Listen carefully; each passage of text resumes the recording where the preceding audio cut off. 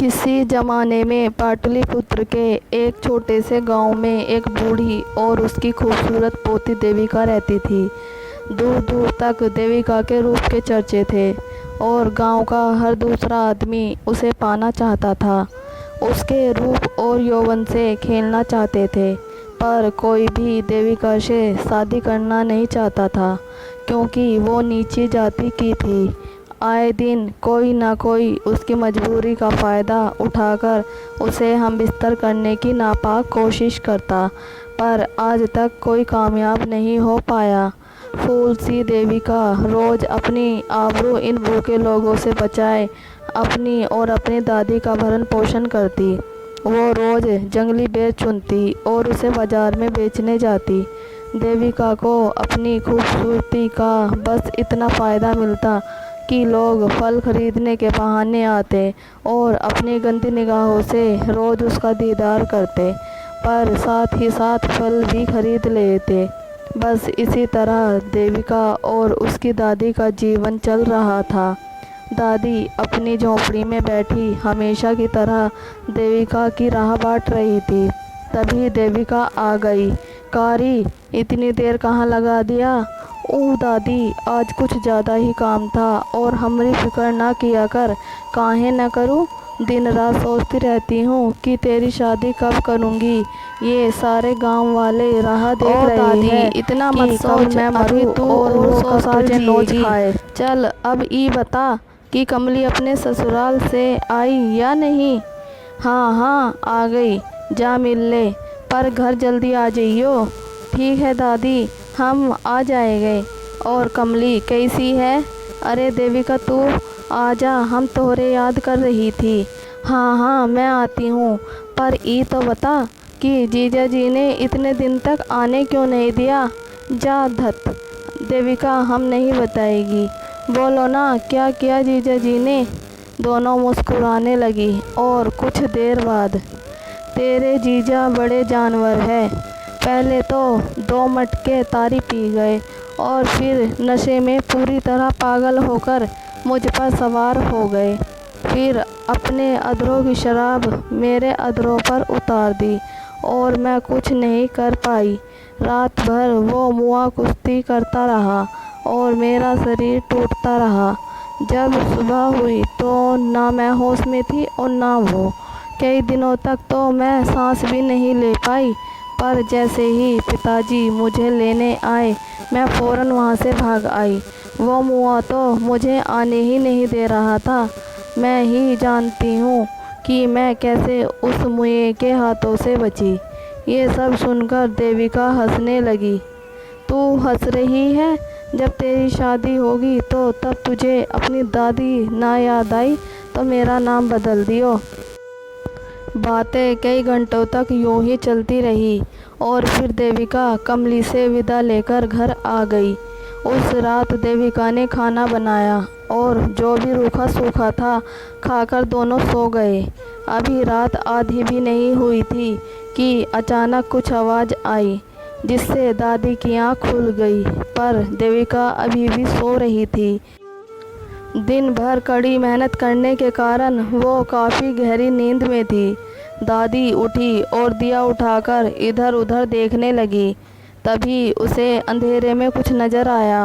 वो कोई आदमी की आकृति थी, जिसे देखकर बुढ़िया डर गई।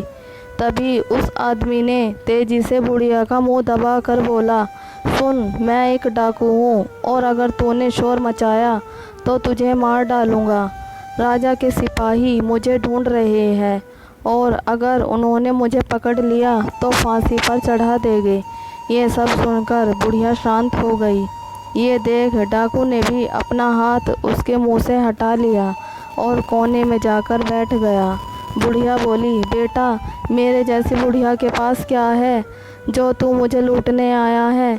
ये सुन डाकू बोला कि राजा के हाथ लगा तो वो मुझे मार देगा, इसलिए मैं भागा भागा फिर रहा हूँ, पर अब मैं थक चुका हूँ भागते भागते, ना जाने कब मारा जाऊँ। तभी डाकू की नज़र दूसरी तरफ गई जहाँ देविका सो रही थी। उसका रूप देख डाकू का मन और दिल दोनों मचल उठा। उसे सुनहरे सपने नजर आने लगे। उसके मन से मौत का डर निकल गया। उसने देविका की ओर इशारा करके बुढ़िया से पूछा, वो कौन है? बुढ़िया कुछ सोचकर बोली, वो मेरी पोती देविका है। डाकू कुछ देर सोचकर बोला, मुझे तुम्हारी पोती से शादी करनी है। ये सुनकर बुढ़िया के होश उड़ गए और वो रोने लगी कि हमें छोड़ दो, हमने तुम्हारा क्या बिगाड़ा है, मेरी पोती को छोड़ दो। तुम कब मर जाओ कौन जाने, क्यों मेरी पोती की ज़िंदगी खराब करना चाहते हो। कुछ देर तक एक शांति सी छा गई। डाकू बोला, मैं जानता हूँ कि मैं मरने वाला हूँ, पर मरने से पहले मैं अपने दिल की सभी इच्छाएं पूरी करना चाहता हूँ। यही कारण है कि मैं तेरी पोती से शादी करना चाहता हूँ। तभी बुढ़िया रोते रोते बोली कि अगर मैंने अपनी पोती की शादी तुझसे कर दी तो लोग तेरे मरने के बाद मेरी पोती की ज़िंदगी नर्क बना देंगे, तो फिर उसका क्या होगा। और ये बोलते बोलते वो रोने लगी। डाकू कुछ देर सोचकर बोला, अगर किसी को मालूम होगा तब ना, हम आज ही रात को शादी कर लेंगे और मैंने आज तक जितनी भी दौलत लूटी है वो सब तुम दोनों को दे दूंगा, ना किसी को पता चलेगा और तुम उस दौलत से अपनी सारी ज़िंदगी मज़े में गुजार सकती हो। सोच लो, एक रात में इतनी दौलत तुम्हें कभी भी नहीं मिलेगी और कल होते ही मैं मारा जाऊंगा, किसी को भी पता नहीं चलेगा कि हमारे बीच क्या हुआ। बुढ़िया सोच में पड़ गई कि एक ही रात में पोती दुल्हन भी बनेगी और विधवा भी, और ऊपर से इतनी सारी दौलत और किसी को कानो कान खबर भी नहीं होगी। फिर दूसरे गांव में जाकर फिर से अपनी पोती की शादी कर दूंगी। एक लंबी सांस के बाद बुढ़िया बोली, मुझे मंजूर है, पर मुझे पहले दौलत चाहिए और फिर होगी शादी। डाकू मान गया और 2 घंटे बाद काली मंदिर में आने को बोल वहाँ से भाग गया। देविका अभी भी नींद में थी। दादी उसके पास गई और उसे जगाने लगी। जब देविका जाग गई तो दादी ने सारी बात उसे बता दी, जिसे सुनकर देविका रोने लगी। पर दादी ने उसे अपनी कसम देकर कहा कि अगर वो ये शादी नहीं करेगी तो वो अपनी जान ले लेगी। ये सुनकर देविका डर गई और शादी के लिए मान गई। उसी वक्त दादी और देविका अंधेरी रात में काली मंदिर की ओर चल दिए। डाकू पहले से ही सारा इंतजाम करके बैठा था। जल्द ही शादी शुरू हो गई। डाकू ने सोने से भरी गठिया बुढ़िया को दे दी और बुढ़िया ने देविका का हाथ डाकू को सौंप दिया। जब शादी की सभी रस्में ख़त्म हो गई तो डाकू देविका को अपने साथ ले जाने लगा और कहा कि सुबह होने से पहले इसे काली मंदिर ले जाऊंगा। बुढ़िया ने दोनों को जाने दिया और सोने से भरी गठरी लेकर मंदिर में बैठ गई। देविका काफ़ी डरी हुई थी कि ना जाने अब क्या होगा, ये डाकू ना जाने उसके साथ क्या क्या करेगा। देविका सोच ही रही थी कि दोनों एक खंडर के सामने आ गए। डाकू ने घास का बिस्तर बना दिया और लकड़ियाँ इकट्ठी करके आग जला दी और देविका को घोड़े पर से उठाकर घास पर फेंक दिया और उसकी ओर ललचाई नज़रों से देखने लगा। उसने पहले देविका के पैर पकड़ लिए और उन्हें चुंबन करने लगा। तभी देविका बोली कि आज हमारी सुहाग रात है और मैंने आपको दूध भी नहीं पिलाया। ये सुनकर डाकू हंसने लगा और बोला, बस इतनी सी बात, मेरे पास दूध तो नहीं पर शराब बहुत है, अभी लाता हूँ। और डाकू अपने घोड़े से बंधी एक सुराही ले आया जिसमें शराब थी और उसने उसे देविका के पास रख दी और बोला, निकालो और पिला दो मुझे, पर जल्दी करो, आज मैं तुम्हारी किताब थोड़ा करीब से पढ़ना चाहता हूँ। देविका बोली, अभी तो रात लंबी है तो इतनी जल्दी क्यों, लो ये पी लो। देविका डाकू को शराब पिलाती रही और डाकू पीता रहा। जब शराब ख़त्म हो गई तो डाकू पूरी तरह पागल सा हो गया और देविका पर किसी भूखे शेर की तरह झपटा, पर देविका वहाँ से हट गई, जिससे डाकू को गुस्सा आ गया और वो देविका से ज़बरदस्ती करने लगा। तभी अचानक डाकू के आंखों के आगे अंधेरा छाने लगा और वो ज़मीन पर गिर गया और उसके मुंह से झाग आने लगे और वो मर गया। देविका ने उसकी लाश को उठाकर घोड़े पर डाला और काली मंदिर की ओर चल दी। जल्द ही देविका मंदिर पहुंच गई, जहां दादी उसका इंतज़ार कर रही थी।